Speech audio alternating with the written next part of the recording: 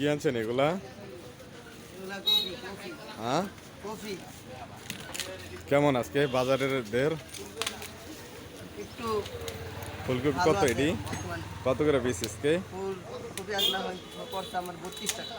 32 টাকা। জি, tomato tomato আপনার এটা টকটা পড়ছিল 100 টাকা পাল্লা। 100 টাকা। 500 টাকা পাল্লা। 500 টাকা পাল্লা।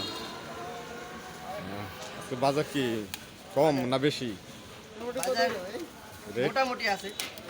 মোটামুটি। মোটামুটি মানুষের নাগালে বাইরে নাকি হ্যাঁ, না নাগালের ভিতরে? নাগালের ভিতরে আছে।